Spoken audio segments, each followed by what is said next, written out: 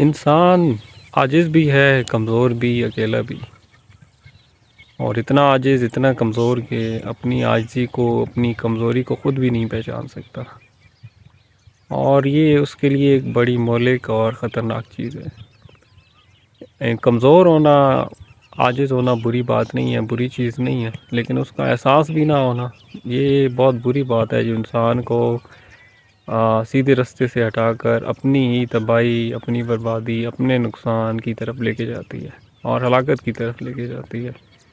ایسا انسان اپنی غلطی بھی نہیں مانتا، وہ ہر معاملے میں خود کو ٹھیک سمجھتا ہے، اور جب خود کو ٹھیک سمجھتا ہے تو وہ اپنی بہتری میں، اپنے آپ کو بہتر بنانے میں کوئی وقت بھی نہیں لگاتا۔ وہ نہ اپنے آپ کو غلط سمجھتا ہے، نہ ہی خود کو ٹھیک کرنے کی کوشش کرتا ہے۔ تو وہ جب کسی غلط راستے کا تعین کرتا ہے تو اس پہ چلتا ہی جاتا ہے، اپنے انجام سے بے خبر کہ وہ کس طرف جا رہا ہے، کیوں کچھ کر رہا ہے، اسے کچھ اس چیز کا علم نہیں ہوتا۔ جو انسان خود کو کمزور سمجھ لے، عاجز سمجھ لے، اپنی غلطی کا احساس کر لے، وہ تو اپنے آپ کو بہتر بنانا شروع کر دیتا ہے۔ وہ دیکھتا ہے کہ زندگی میں کیا کر رہا ہے، اس کا کام کا انجام کیا ہوگا، اور اگر کچھ غلط کر رہا ہے تو اس کا کیا نتیجہ نکل سکتا ہے، اس کے اندر جو برائی ہے اس کا کیسے خاتمہ کر سکتا ہے، اپنے عمل کو کیسے بہتر بنا سکتا ہے، اور اس کا انجام اس دنیا میں بھی پھر اچھے کی طرف وہ راستے پہ جب چلتا ہے تو انجام بھی اچھا ہونا شروع ہو جاتا ہے۔ لیکن جب انسان اپنی کمزوری سے، اپنی عاجزی سے واقف نہیں ہوتا تو بغیر سوچے سمجھے چلا جاتا ہے، اور اسے احساس اپنی کمزوری کا، اپنی عاجزی کا تب ہوتا ہے جب وہ انجام کے ایک بہت قریب پہنچ چکا ہوتا ہے اور اب اس کی کوئی مدد نہیں کی جا سکتی۔ بچہ کمزور ہوتا ہے، وہ جب پیدا ہوتا ہے تو وہ بہت عاجز اور کمزور ہوتا ہے، اور اسے اپنے پاؤں پر کھڑا ہونے کے لیے ماں باپ کا ساتھ چاہیے ہوتا ہے۔ تو چاہے وہ کوئی انسان کا بچہ ہی وہ یا کسی بھی جانور کا بچہ ہو، وہ ماں باپ کے بغیر اس کا سروائیول بہت مشکل ہو جاتا ہے۔ تو ایک عاجز بچہ، کمزور بچہ ایک مضبوط ساتھ ملنے پہ اپنے پاؤں پہ کھڑا ہو سکتا ہے۔ تو اس دنیا میں، زندگی میں، اگر عاجز انسان ایک بہتر ساتھ، ایک بہتر تعلق پیدا کر لے اور اپنی کمزوری اور عاجزی کا احساس کرتے ہوئے اپنے آپ کو ایک مضبوط طاقتور ذات کے سامنے سبمٹ کر لے گا،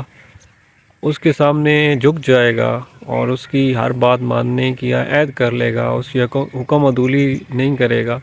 اور جہاں بھی اس سے غلطی ہوگی واپس پلٹ آئے گا،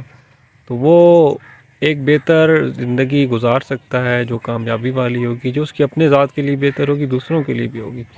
اور جتنی بھی انسٹرکشنز چاہیے ایک اچھی زندگی گزارنے کی، اس ذات پہ بھروسہ کر کے اس پہ عمل کرنے کی، وہ اللہ تعالیٰ نے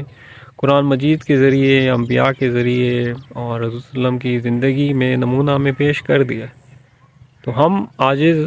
مخلوق ہیں، کمزور ہیں، اور اتنے کمزور، اتنے عاجز کہ نہ ہمیں اپنی غلطی کا احساس ہوتا ہے، نہ اپنی کمزوری کا احساس ہوتا ہے۔ لیکن اپنے آپ کو ایک بہتر ساتھ دے کے، ایک بہتر ذات کے ساتھ، بہترین ذات کے ساتھ تعلق پیدا کر کے ہم اپنی اس کمی، اس کمزوری، اس خامی کو پورا کر سکتے ہیں، اور جو ایک امتحان ہے زندگی کا جس میں ہم آئے ہیں،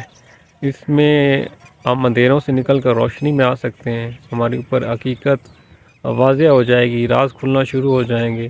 اور ہمارے اندر جو ہمیں خامیاں، برائیاں نظر آنا شروع ہو جائیں گی، غلطیاں نظر آنا شروع ہو جائیں گی،